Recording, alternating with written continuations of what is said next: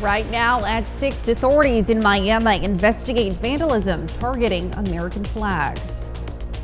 And we've got some patchy, dense fog out there for some of us as we start our Tuesday. It's also going to be warmer today. Look at that forecast, get you out the door coming up. Watch.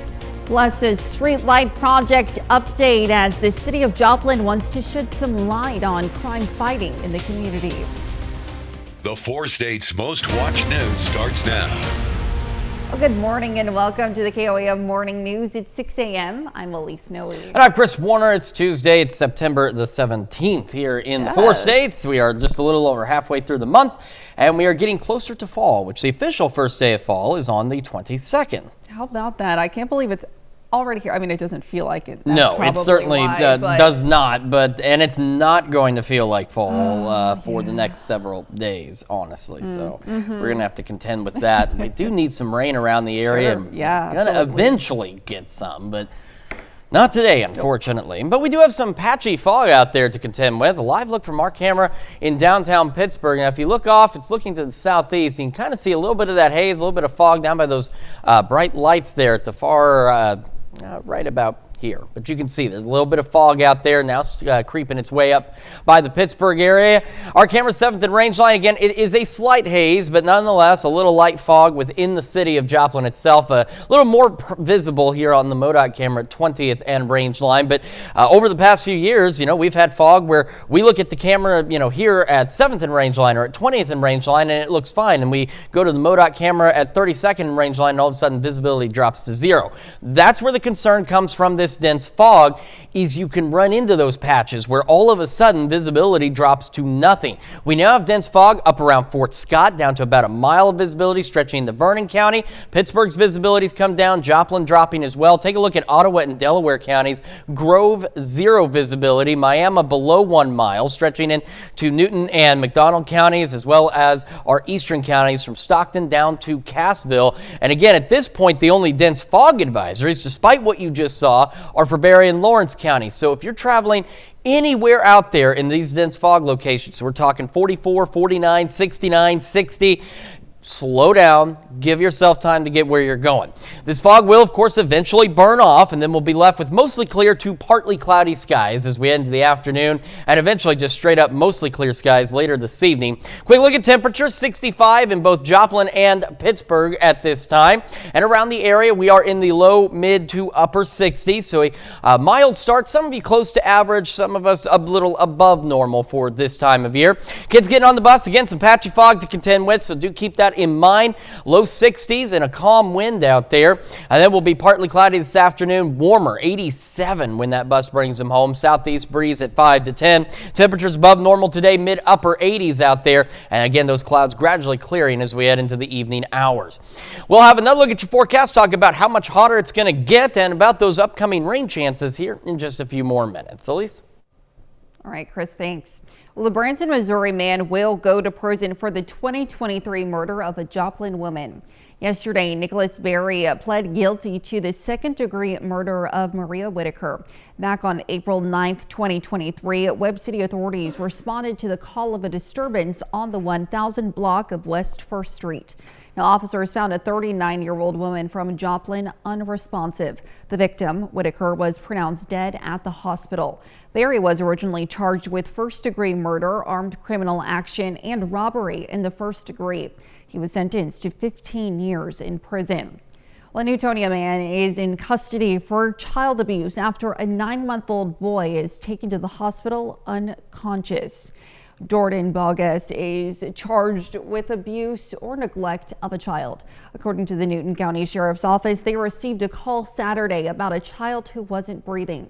EMS took the baby to Freeman in Joplin and later transferred him to Children's Mercy in Kansas City. The court documents reveal Bogus told deputies he tossed the child into the air to try to comfort him. However, he didn't catch the boy. Authorities said Bogus admitted to bear hugging the child until he quit screaming. The court documents reveal the infant had abusive head trauma, but a full diagnosis may take weeks due to the boy's critical condition. Bogus is due in court October 1st for a bond hearing. Well, JPD and the Joplin Fire Department are investigating a vacant building fire. It happened late Sunday night at a structure on East 7th and Indiana Street across from Ewart Park. Now, the building is a former transmission shop and in the 1970s and 80s was home to the stereo buff. There's no power to the building. Authorities report a particularly disturbing vandalism in Miami, Oklahoma, one targeting American flags. Local veterans on 9/11 honored servicemen and women by placing flags throughout the town. When they went to retrieve the flags after the event, they say they found 15 flags had been vandalized. If they did one, that's bad. But, you know, for the thoughts to go, and it wasn't just in part of town, they went from one side of town over to the other, so. City officials are asking anyone with information to call the Miami Police Department. Also, be the first to see breaking news, weather, and sports. You can download the KOAM News app. It's available free of charge in the Apple App Store and the Google Play Store. Just search for the KOAM News app. The city of Joplin is taking measures to make Joplin a safer place with more street lights around town. 15th Street, Schifferdecker, and Prigmore are some locations they're planning to implement new street lights.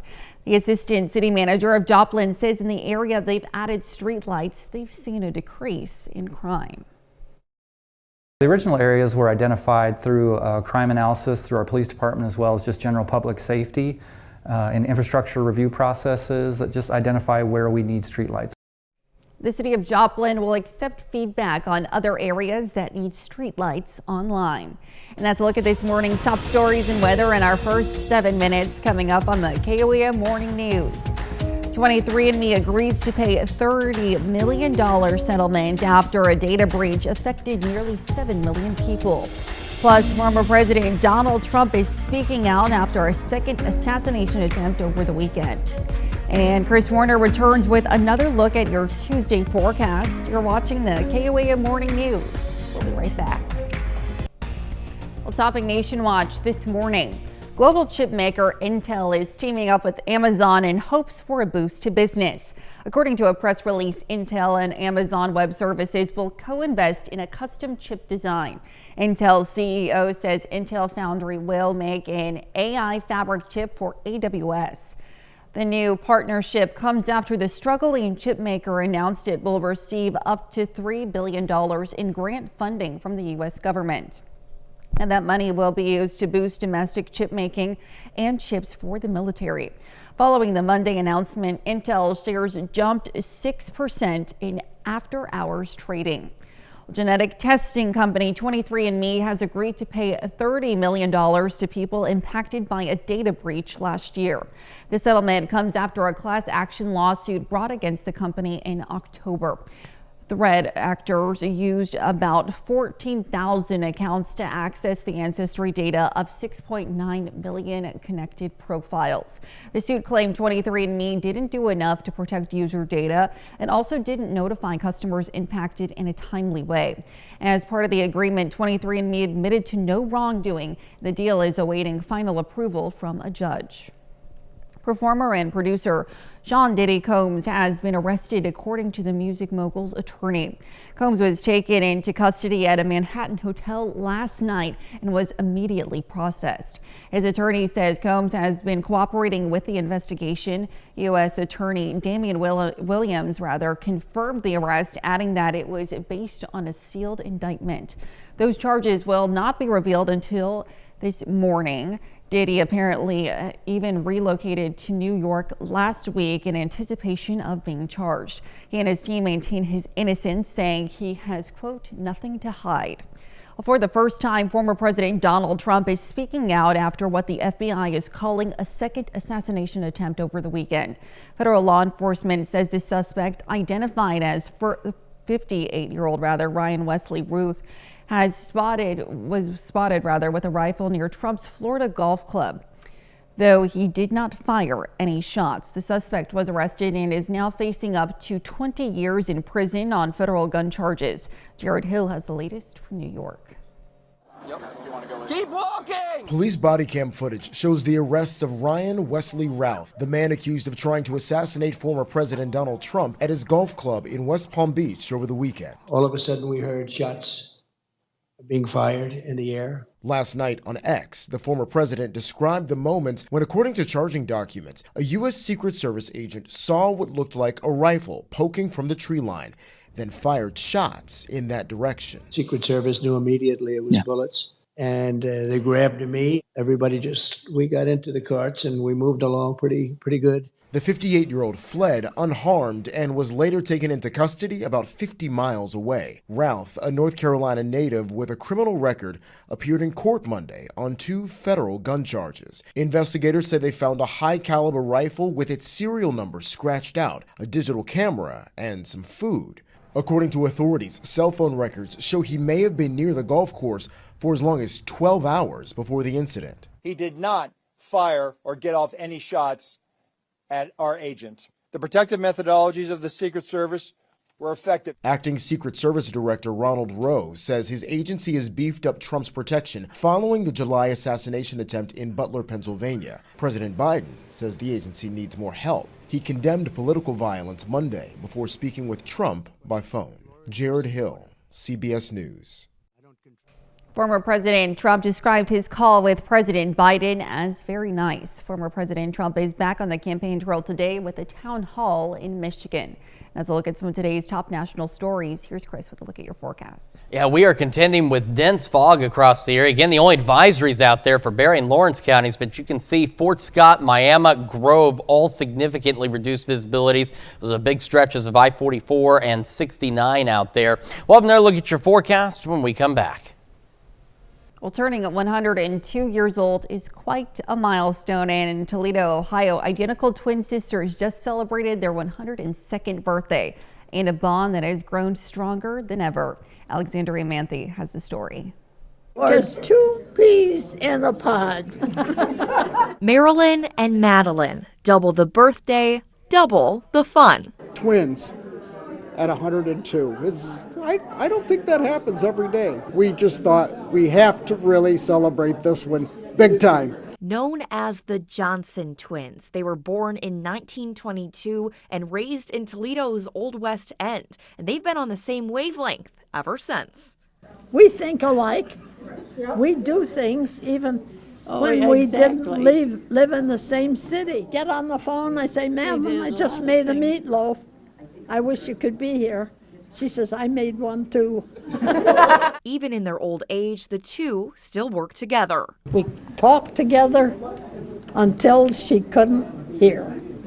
So I'm her ears and she's my eyes. We feel very blessed to still have both of them with us. And they're both in still pretty good health too. Physical health, not only mental, but physical too. So I asked them, what's their secret to a long and healthy life? How about a cocktail before dinner? But jokes aside, the identical pair have a birthday message they want to share. We have to tell people, be kind to your neighbor. Just show kindness. Don't hate. The word hate should be out of the dictionary. That message holding a special meaning for their combined 13 children. They're wonderful people. They are, very much. They taught us so much. And we're so thankful. You're gonna make me cry. Happy birthday to you. Hooray! Well, family members traveled from as far away as Texas for the birthday celebration. Now here's Chris with a quick look at your forecast. Yeah, still dealing with some patchy fog out there, dense fog in some locations, and you can see even some light fog on our Pittsburgh camera. We'll have another look at your forecast when the KOAM Morning News returns.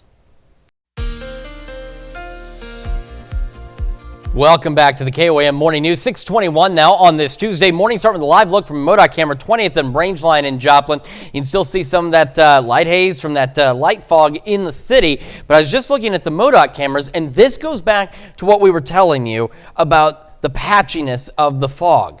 The MoDOT cameras down at exit 4 and exit 11, the fog is thicker, but in between the Main Street and Range Light exits, the fog is considerably lighter. So you've got to slow down. Watch out for that fog. Give yourself time to get where you're going. Low beams, not your high beams. KDOT camera 69 Kansas Crossing. In fact, you can see just a little bit of that haze there as well as we're seeing this fog kind of spread across the region. Here's the fog tracker. Densest fog, Fort Scott, Miami, Grove, around the Cassville, Mount Vernon, Carthage, Stockton, Nevada, Joplin, Anderson, and Pittsburgh reporting some reduced visibilities as well. So we're talking 54, 69, 44, 60.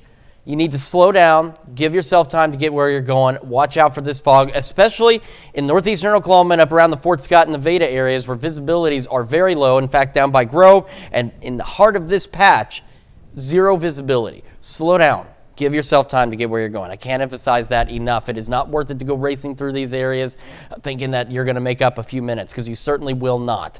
The only dense fog advisories, again, at this point, Barry Lawrence counties through 9 o'clock this morning, but that just goes into, just because that's the only place, as you saw on the fog tracker, the densest fog right now is to the west of that, along the 69 corridor. So do, again, be careful. Future track, of course, the fog will eventually burn off and we'll be left with mostly clear to partly cloudy skies as we head through the rest of our Tuesday. Mostly clear overnight, and then we'll see clouds start to slowly increase a bit on our Wednesday. We'll go partly cloudy. We'll be even warmer tomorrow than what we are today as temperatures continue to climb above normal out there. We go into Wednesday night looking pretty good. Now, early Thursday morning, could see a few isolated showers, a couple of thunderstorms, but those should be done or fizzling out by about 8, 9 o'clock. Those are going to be left over from a wave to our west, but that wave to our west will eventually push a little further east, and by late Thursday we could see a few more isolated to widely scattered showers and storms, primarily into Kansas and Oklahoma, but these storms will actually hopefully bring some meaningful rainfall out there, and they could hold on a little bit into the Missouri side, but better chances for rain Thursday in Kansas and Oklahoma out there. Quick look at temperatures, and again, our camera 7th and Rangeline, actually, again, now it's not looking nearly as hazy as it was earlier. 65, Joplin Airport reporting 6 miles visibility, east breeze at 3.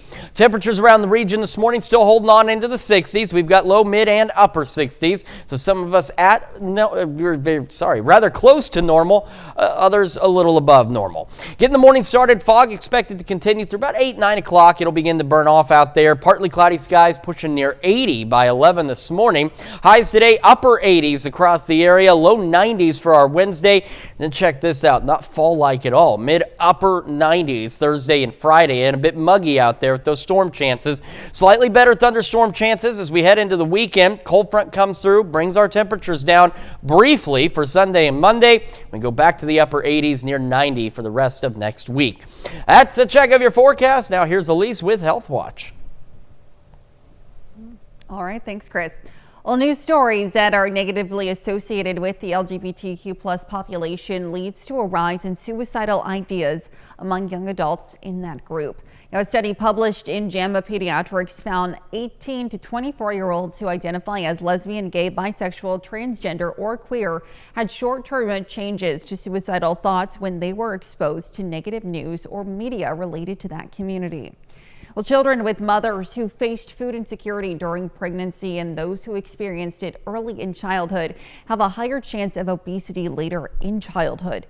According to researchers at the Harvard Pilgrim Healthcare Institute, those children are more than 50% more likely to develop obesity or severe obesity by the time they're 15 years old. Now, the study followed mothers and children who live in neighborhoods where at least a third of residents lived far from a grocery store. Air pollution significantly increases the risk of Parkinson's disease. That's according to a study published in JAMA Network Open. Researchers found that the greater the exposure to nitrogen dioxide and particulate matter like soot and smoke, the more likely a person is to develop the degenerative disease. Now, the risk is greatest among those living in cities. A Wisconsin man plays his trombone while he is undergoing surgery. Ellie Nakamoto-White has the story.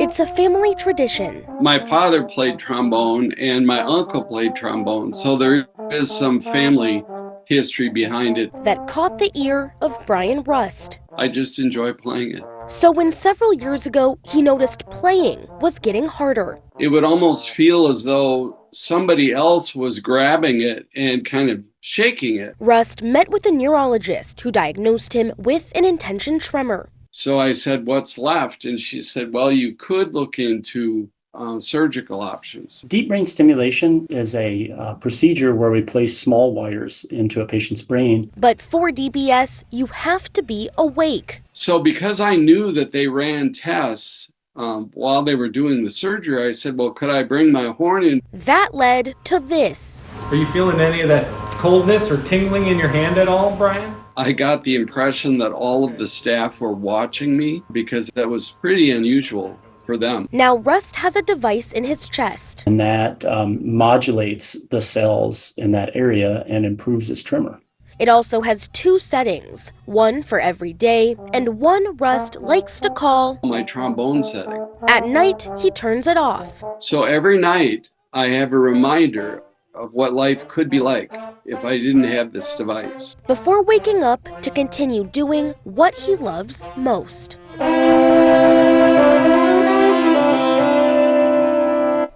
And that's a look at some of today's top health stories. We'll be right back. Right now at 6:30, students in Carthage learn what it takes to run a coffee shop.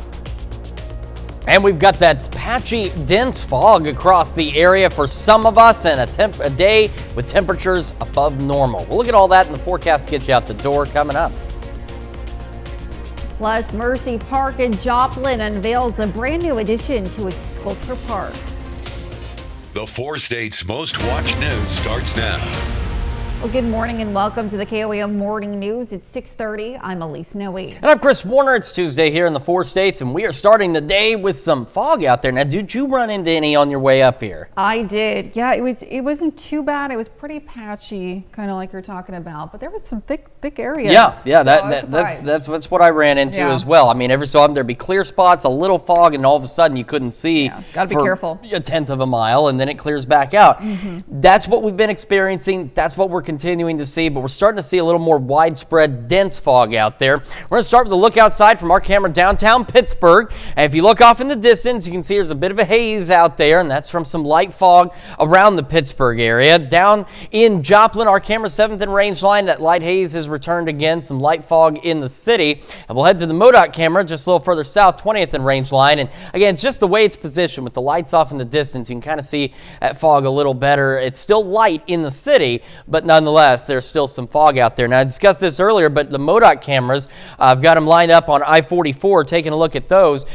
Exit 4, exit 11. Fog is dense. In fact, it's very dense down by exit 4. But at the Main Street and Range Line exits, visibility is almost clear. That's what the patchy fog situation is. That's why you've got to slow down, give yourself time to get where you're going, and be prepared for those adjustments. Now, right now on the fog tracker, densest fog through Ottawa, Delaware County, Bourbon, and Vernon counties out there, stretching into parts of Newton, McDonald counties. Grove is at 0 visibility. In fact, this whole dark area here would be 0 visibility. Fort Scott, just a half mile. Miami, 7/10 of a mile. So if you're traveling out there, 49, 44, 69, 60, and any of the highways in between, you need to slow down, use your low beams, not your high beams. Give yourself time to get where you're going. Now again, you just saw on the fog tracker where the densest fog is right through this zone, but the only fog advisories we have are Barry and Lawrence counties. We don't make that call, just so you folks at home know. We don't make those calls for advisories, watches, warnings, any of that business. That's up to the National Weather Service folks, and this is what they've put out so far. If any of that changes, of course, it'll pop up on there.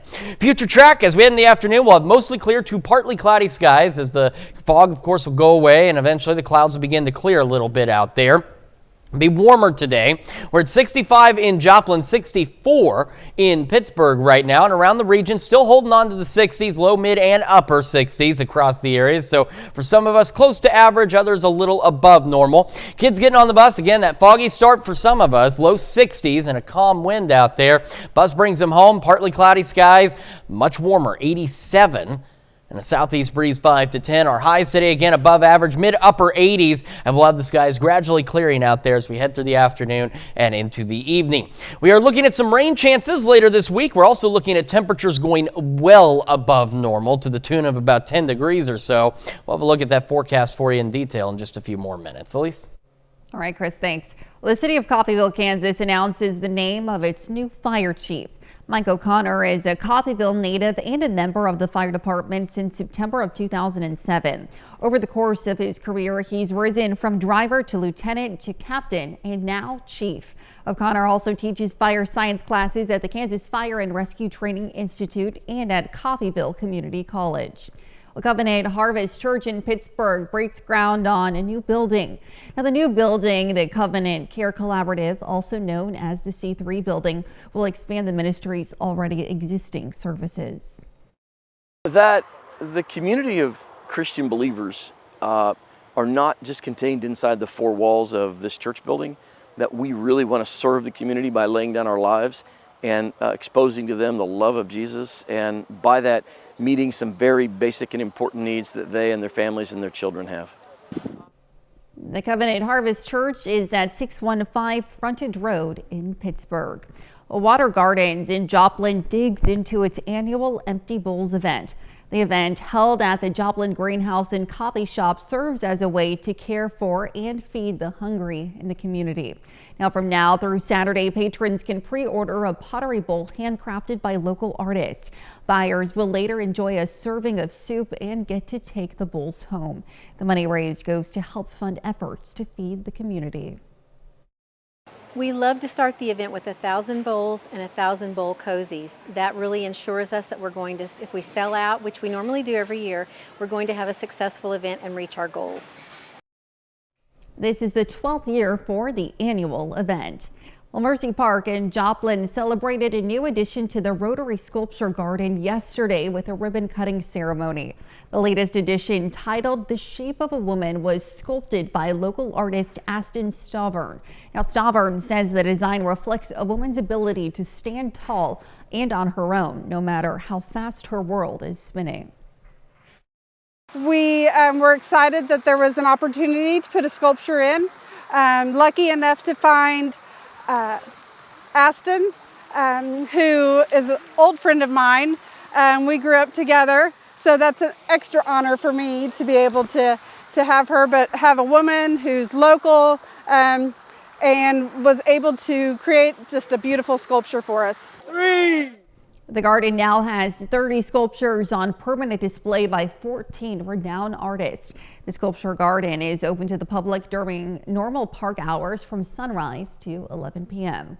Well, some Carthage sixth graders took a special trip to Hatcher's Coffee House yesterday. Students were able to see what it takes to run a coffee service. The students are a part of the Gifted and Talented Education Services, or GATES, and they plan to launch their own coffee business called Brew Crew.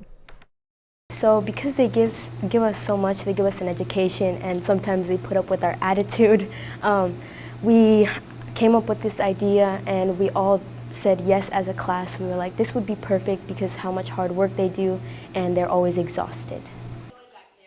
The Brew Crew will officially open shop on September 23rd. Well, Tiger Cub Care students at Carthage's Mark Twain Elementary learned about fire safety yesterday morning. Now, pre-K kiddos had the opportunity to learn from the Carthage Fire Department about staying safe during a fire emergency. Yesterday's visit from the fire department is part of the school's Community Helpers Initiative, where local leaders come to talk to students about the importance of jobs within the community. And that's a look at our top news stories coming up this half hour on the KOAM Morning News. Amazon is demanding its corporate employees to return to the office 5 days a week. And we have a hot and sunny day today. We'll have what to expect with Chris Warner in the Skywatch Weather Center. You're watching the KOAM Morning News. In Consumer Watch this morning, Americans flooded into Italy this summer, an always popular vacation destination. Now, the country is filled with family-owned hotels where a stay can often feel more like an authentic than a booking with the big hotel chains. In today's Travel Tuesday, Wendy Gillette reports from the island of Sardinia. A small spa is one of the luxury touches at Palazzo Talia in the heart of Rome, a couple blocks from the Trevi Fountain, inside a 16th century building lovingly restored by the Federici family. This has been a passion project for my father, so he's been thinking about redoing this palazzo for a long time. And if the common spaces look straight out of the movies, it's more than a coincidence. Italian director Luca Guadagnino, behind the lens of this year's Challengers, launched the interior architecture studio that did the design. Palazzo Talia is the family's fourth hotel, filled with frescoes and almost 40 Roman busts. You can really tell when a property is owned by a family because there's a special care in every little aspect of the hospitality. It's a way of life in Italy, where families own around 95% of all hotels, including Viesca Toscano near Florence, one of those we stayed at for a special rate. When you step into the former country home of the Ferragamos, you can see how this famous family got its start in the shoe business. All the buildings that we see around us were actually part of a farm, and it was all working land. The family's interest in local products led to food and wine lines. Tastings and cooking classes with a chef are among the hotel's offered activities. Here you can really enjoy the authenticity of the countryside around Florence. An afternoon of travel brings tourists here to the island of Sardinia off the western coast of Italy. This is Valle dell'Erica, one of 12 properties run by two families who own Delfina Hotels and Resorts. It's very much a family affair at one of 7 restaurants where the clan's aunt rolls out pasta using grandma's recipe. The guests, they're not just visitors. They feel like part of an extended family. They spread out in secluded nooks along the coast, dine on seafood feasts, relax in thalassotherapy pools, or island hop by boat, surveying the crystal clear water of the Mediterranean. Wendy Gillette, CBS News, Sardinia, Italy. Amazon is calling all of its workers back to the office 5 days a week starting in January. The company went remote during the pandemic, then moved to a hybrid schedule with 3 days a week in the office last year. Amazon's CEO Andrew Jassy says the move is to foster more in-person collaboration. The company also says exceptions could be made for workers with different circumstances. Now, Chipotle is testing out new robots in 2 of its California locations. The company worked with 2 robotic firms to create the Avocado, which can cut, core, and peel an avocado in about 26 seconds. And the make line, which is expected to help standardize portion sizes while making burrito bowls and salads. Now, Chipotle says it will seek feedback from workers and customers before possibly expanding the technology to other locations. And Popeyes is now the latest fast food chain to jump on the value meal bandwagon just in time for National Chicken Month. The restaurant chain is offering customers 3 pieces of chicken for just $5 at participating locations nationwide.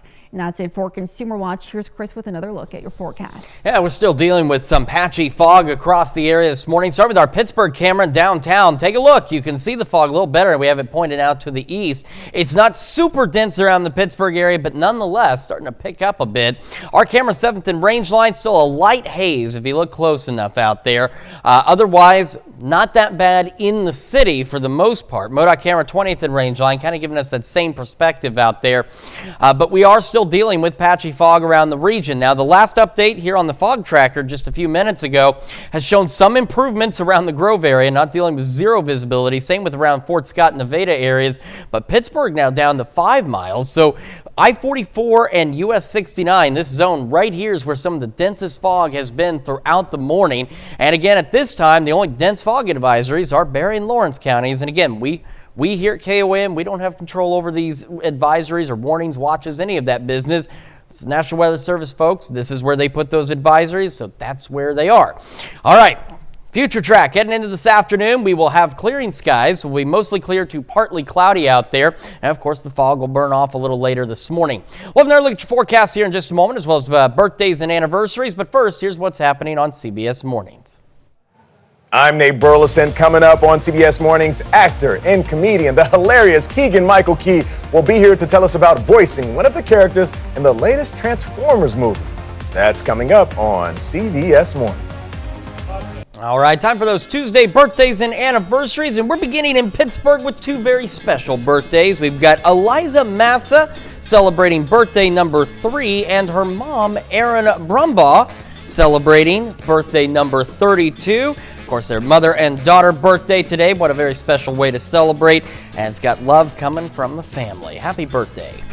And over in St. Paul, a happy 8th birthday to Crew Burns. And we've got McKenna Jennings celebrating birthday number 11 over in St. Paul with love from Papa and Grandma Judy. And over in Mound Valley, a happy 13th birthday to Tinley Janae Thompson. It says here, love Mimi and Papa. And in Jasper, Chad Harris celebrating birthday number 43. Happy birthday, Chad. And happy 50th birthday to Judd Bailey and Gerard. And in Columbus, Dennis Oplotnik celebrating birthday number 75. Happy birthday, Dennis. And happy 75th birthday to Ralph Reed in Melrose. And another 75th birthday going out to Donna Largen in Stark City. Says the family loves you very much. Happy birthday, Donna. And in Pittsburgh, a happy birthday to Mary Gear.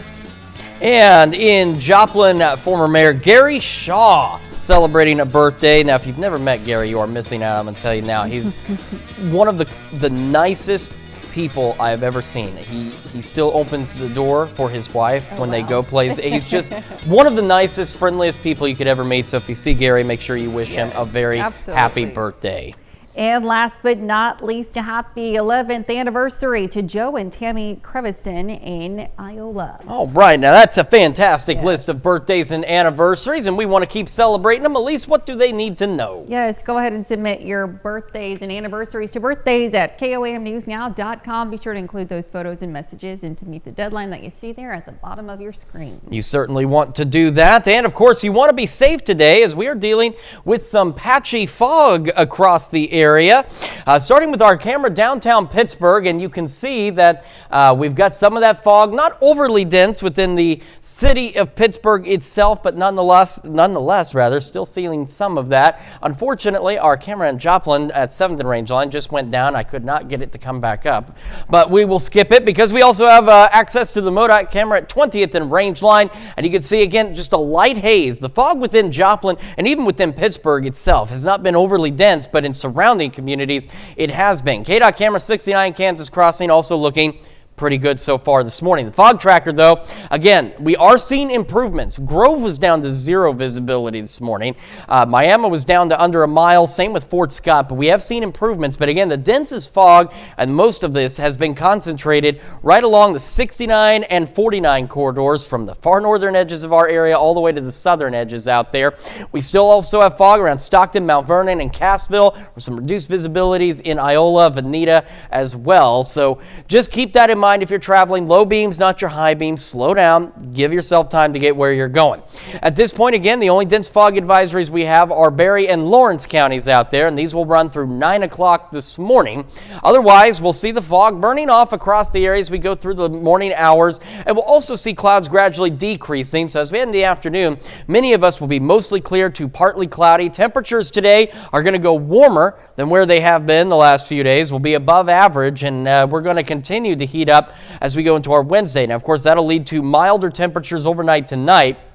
Wednesday, partly cloudy skies, temperatures warmer than today as we continue this upward trend. Then we get into Thursday, and Thursday's where we start some opportunities for some showers and thunderstorms. Now, Thursday morning, there's a wave off to our west. In fact, it's been producing storms this morning. It produced storms last night. It's very slowly pushing closer to us. So we might get a few leftover showers, maybe a rumble of thunder Thursday morning, but by about 9, 10 o'clock, those will fade away. We'll be partly cloudy on our Thursday. Then later in the day, the wave gets a little closer, and that actually will trigger a few more isolated to widely scattered showers and thunderstorms, primarily into Kansas and Oklahoma for our Thursday evening out there. Now, at this point, we're not looking at anything saying severe, but we'll keep an eye on it. Of course, you strong storm or two will be possible. It's going to be hot enough. It's going to be muggy enough. But either way, maybe some meaningful rainfall for at least our western counties. Could get a few of those showers lingering into Missouri by late Thursday evening. But the best rain chances so far on Thursday is going to be in southeast Kansas, northeastern Oklahoma. Temperatures this morning, low, mid, and upper 60s out there. So again, some of us near average, some of us a little above average, all of us getting in above average later. So again, I apologize, it went down and didn't have time to fix it.